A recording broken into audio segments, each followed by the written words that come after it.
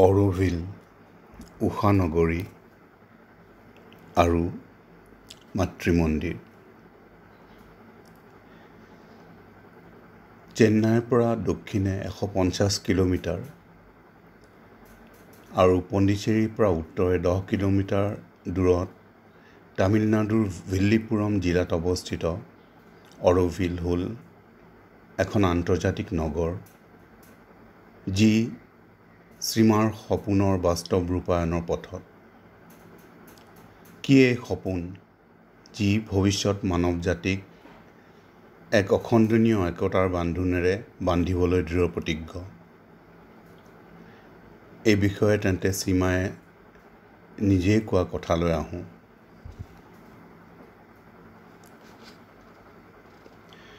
তেওঁ কয়,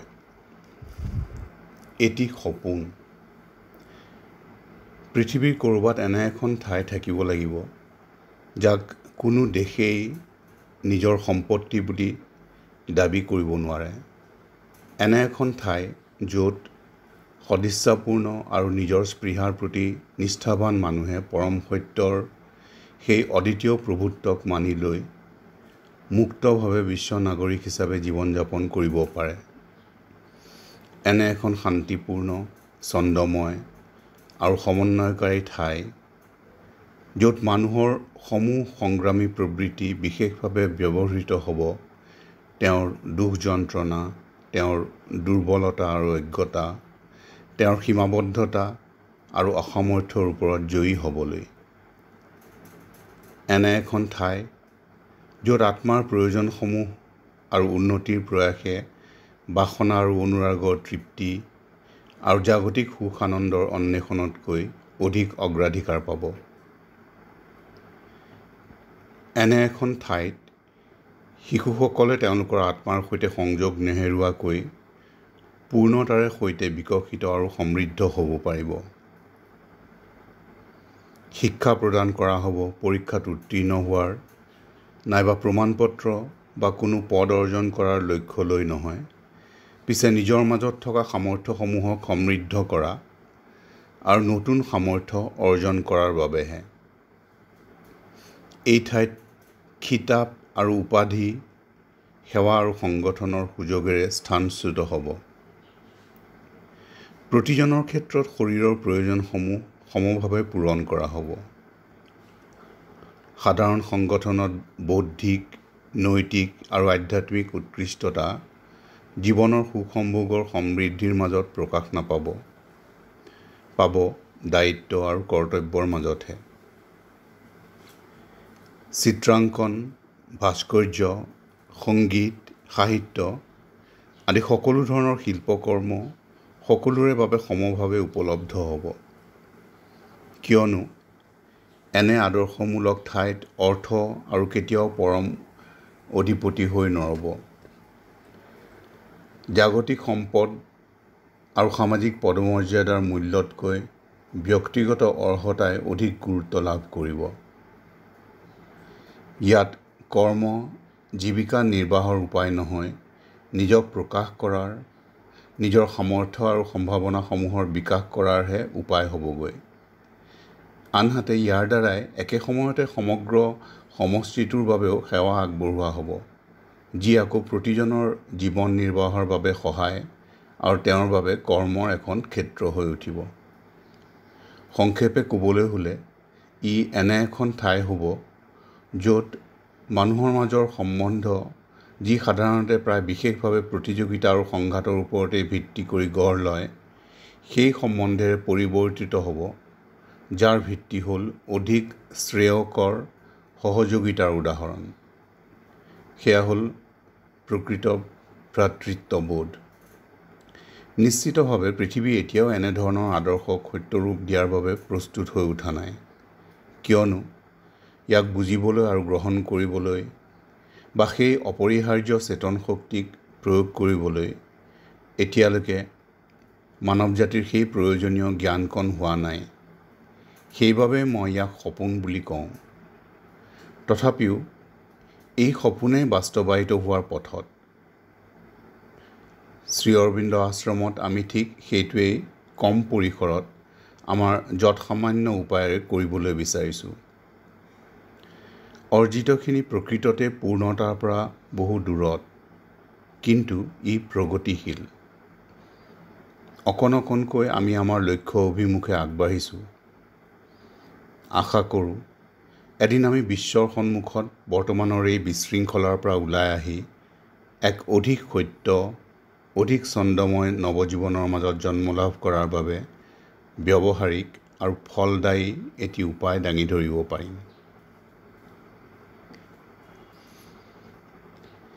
শ্ৰীমাৰ এই দিব্যপ্ৰসূত সপোন, আন কথাত যাক অন্তৰ্দৃষ্টি বুলিহে ক'ব পাৰি, যাক ধাৰণাৰ মাজলৈ অনা হৈছিল প্ৰথমে 1954 চনতেই, ই জন্ম লাভ কৰে 1968 চনৰ 28 ফেব্ৰুৱাৰী তাৰিখে অৰোভিলৰ মাজেৰে।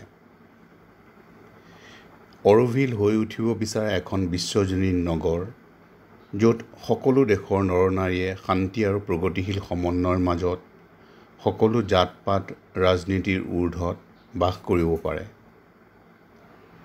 অৰোভিলৰ উদ্দেশ্য হ'ল মানৱী একতা অৰ্জন।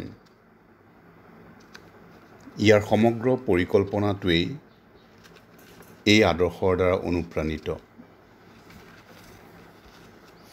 অৰোভিল নগৰ স্থাপনৰ সমগ্ৰ পৰিকল্পনা শ্ৰীমাৰ সহায় আৰু নিৰ্দেশৰ ওপৰত ভিত্তি কৰি এদল ইঞ্জিনিয়াৰে হাতত লয়, যাৰ প্ৰধান আছিল ৰজে এংগা।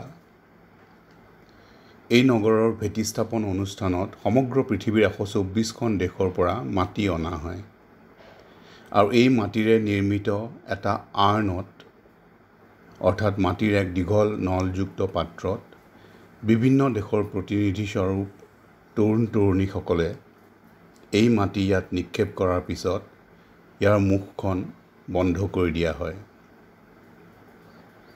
এই অনুষ্ঠানৰ পূৰ্বে বেতাৰৰ জৰিয়তে শ্ৰীমাৰ বাণীবদ্ধ কণ্ঠস্বৰ শুনিবলৈ পোৱা গ'ল। অৰোভিল কাৰো সম্পত্তি নহয়, ই বিশ্ব মানৱৰ। অৰোভিল হৈ উঠিব বিচাৰে অতীত আৰু ভৱিষ্যতৰ সেতুস্বৰূপ, ভিতৰে আৰু বাহিৰে সকলো প্ৰকাৰৰ আৱিষ্কাৰৰ সুযোগ লৈ। অৰোভিল হ'ব এক আন্তৰ্জাতিক মানৱ ঐক্যৰ জীৱন্ত গৱেষণাগাৰ।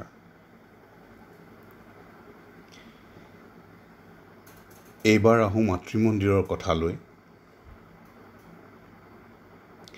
মাতৃমন্দিৰ সামগ্ৰিকভাৱে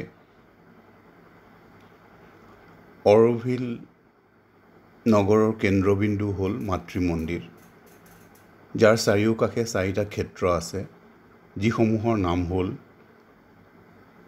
সাংস্কৃতিক বা কালচাৰেল, আন্তৰ্জাতিক বা ইণ্টাৰনেশ্যনেল, ঔদ্যোগিক বা ইণ্ডাষ্ট্ৰিয়েল, আৰু আৱাসিক বা ৰেচিডেঞ্চিয়েল। এই মাতৃমন্দিৰক অৰোভিলৰ আত্মা বুলি কোৱা হয়।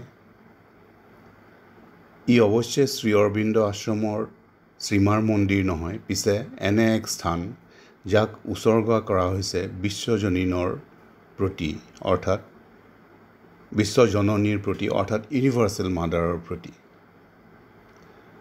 পাশ্চাত্যবাসীসকলৰ বাবে এনে গৃহৰ যুক্তিসংগতাৰ বিষয়ে বুজাটো প্ৰায়ে কষ্টকৰ।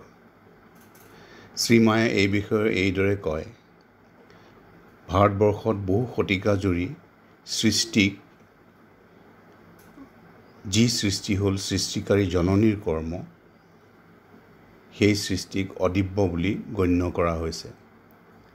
শ্ৰী অৰবিন্দই শিকালে যে এই জড়ৰ মাজতেই দিব্যক প্ৰকাশ কৰিব লাগিব। তেওঁ সৃষ্টিকাৰী মাতৃৰ ধাৰণাটো বুজাৰ ওপৰত জোৰ দিছে। মাতৃমন্দিৰে ইয়াকে শিকাব লাগিব যে এই পৃথিৱীৰ পৰা আঁতৰি গৈ নাইবা ইয়াক অৱজ্ঞা কৰি মানুহে তেওঁলোকৰ জীৱনত দিব্যক নাপায়। মই ইয়াক কোনো ধাৰ্মিক স্থান হিচাপে গঢ় লৈ উঠাটো নিবিচাৰোঁ। ইয়াত কোনো ধৰণৰ গোড়ামি থাকিব নালাগিব নীতি নিয়ম আৰু বাহ্যিক ঔপচাৰিকতা। এই মাতৃমন্দিৰ যাৰ নিৰ্মাণ কাৰ্য আৰম্ভ হয় 1971 চনত সম্পূৰ্ণ হৈ উঠিবলৈ প্ৰায় 37 বছৰ সময় লাগে। বিজ্ঞানৰ পুংখানুপুংখ প্ৰযুক্তি, স্থাপত্য জ্ঞান, সৌন্দৰ্য, সমন্বয়, ভাতৃপ্ৰেম আৰু নিষ্ঠাৰ নিদৰ্শনৰ এক আশ্চৰ্যজনক প্ৰকাশ। মাতৃমন্দিৰ নিঃসন্দেহে জড়ৰ পৃথিৱীত দিব্যৰ প্ৰকাশৰ প্ৰতীক। প্ৰকৃততে ই এক প্ৰতীক। সমগ্ৰ মন্দিৰটো যি এখন পৃথিৱীৰ আকাৰৰ, ভূগৰ্ভৰ পৰা যেন বাহিৰলৈ ওলাই আহিছে। ইয়াৰ অৰ্থ পুৰণি পৃথিৱীৰ মাজৰ পৰা এখন নতুন পৃথিৱীৰ জন্ম হ'বলৈ ধৰিছে। ইয়াৰ নিম্ন ভাগত 12টা সৰু ধ্যান কক্ষ আছে যিসমূহক পেটেলছ বুলি কোৱা হয়। প্ৰতিটোৰে আকৌ তাৎপৰ্য বহনকাৰী নাম আছে, যেনে এস্পিৰেশ্যন, চিনচিয়াৰিটিকে আদি কৰি দিব্য জননীৰ 12টা গুণ। ভূভাগৰ পৰা কুণ্ডলিত ঊৰ্ধ্বগামী চিৰিৰে উঠি অৱশেষত এক বৃহৎ ধ্যান কক্ষ পোৱা যায়, যাক কোৱা হয় ইনাৰ চেম্বাৰ, যাৰ মাজভাগত শ্ৰী অৰবিন্দৰ প্ৰতীক চিহ্নৰ ওপৰত অৱস্থান কৰিছে এটি গোলাকাৰ স্ফটিক, যাৰ মাজেৰে ঊৰ্ধ্বত স্থাপন কৰা হেলিঅষ্টেট মেচিনৰ সহায়েৰে সূৰ্যৰ পোহৰ আনি বিচ্ছুৰণ ঘটোৱা হয় সেই সপোন সুন্দৰ শ্বেতকক্ষক আলোকিত কৰাৰ বাবে। অৰোভিলত শিক্ষা বিষয়ক কাৰ্যসূচী প্ৰণয়নৰ বাবে 1984 চনত SAIIR অৰ্থাৎ Shri Aurobindo international institute of educational research স্থাপন হয়। ইয়ে অৰোভিলৰ সমগ্ৰ শিক্ষা পদ্ধতিৰ কেন্দ্ৰস্বৰূপ। ইয়াত বসবাস কৰা নাগৰিকসকলৰ ল'ৰা ছোৱালীৰ বিকাশৰ প্ৰয়োজনীয়তা আৰু গতিলৈ সূক্ষ্মভাৱে লক্ষ্য ৰাখি ই শৈক্ষিক গাঁথনিৰ সৃষ্টি কৰে। আধুনিক প্ৰযুক্তিৰ প্ৰকাশ আৰু বিকাশৰ লগে লগে ইয়াত থকা বিভিন্ন উদ্যোগসমূহেও নিজকে পৰিৱৰ্তিত ৰূপৰ সৈতে খাপ খুৱাই লৈছে আৰু বহুতো ক্ষেত্ৰত অগ্ৰণী ভূমিকা লোৱাহে পৰিলক্ষিত হৈছে। এনে বহু উদ্যোগ আছে যাৰ উৎপাদিত সামগ্ৰী বহুতো পাশ্চাত্য দেশে আমদানি কৰে। বিভিন্ন দেশৰ আৱাসিকসকলে তেওঁলোকৰ নিজৰ সংস্কৃতিক প্ৰদৰ্শনৰ কৰাৰ বাবে ইণ্টাৰনেশ্যনেল পেভিলিয়ন আছে, যিদৰে ভাৰতীয় লোকসকলৰ বাবে আছে ভাৰত নিৱাস। অৰোভিলৰ সমূহ আৱাসিকৰ বাবে এক সমজুৱা খাদ্যগৃহ আছে যাৰ নাম হ'ল সোলাৰ কিচেন। ই সৌৰ শক্তিৰে চলে। ইয়াতেই তেওঁলোকে আহাৰ গ্ৰহণ কৰে। ভাৰতীয় আৰু বিদেশী এই দুই ধৰণৰ খাদ্য সম্ভাৰ ইয়াত প্ৰস্তুত আৰু বিতৰণ হয়। অৱশ্যে অনিয়মিত অতিথিসকলে ইয়াত আহাৰ গ্ৰহণ কৰিব নোৱাৰে, কিয়নো অৰোভিলত নগদ ধনৰ আদান প্ৰদান নহয়। ইয়াৰ আৱাসিকসকলৰ বাবে প্ৰৱৰ্তিত ব্যৱস্থা হ'ল অৰো কাৰ্ড। এই কাৰ্ডৰ সহায়ত তেওঁলোকে প্ৰয়োজনীয় সামগ্ৰী আহৰণ আৰু ব্যৱহাৰ কৰিব পাৰে। সোলাৰ কিচেনত একেলগে প্ৰায় 400 মানুহ বহি আহাৰ গ্ৰহণ কৰিব পৰা ব্যৱস্থা আছে। প্ৰতিদিনে ইয়াত প্ৰায় 1500 পৰা 2000 জনৰ বাবে দুপৰীয়াৰ আহাৰ প্ৰস্তুত হয়।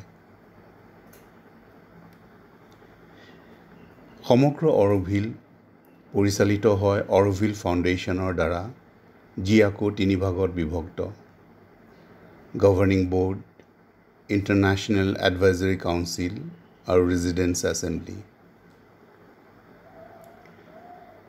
শ্ৰীমাৰ সমূহ মানৱ জাতিৰ মাজৰ ঐক্য আৰু সমন্বয়ৰ ভেটি এই অৰোভিল বিৱৰ্তনৰ নানা ঢাপৰ মাজেৰে আগবাঢ়িছে ইয়াৰ গুৰুদায়িত্ব কান্ধত লৈ ভৱিষ্যতৰ দিশে। আৰু এইটো অৱশ্যম্ভাৱী যে যিহেতু ই দিব্যৰেই পৰা প্ৰসূত, ইয়াৰ সিদ্ধিও তেন্তে দিব্য নিশ্চিত।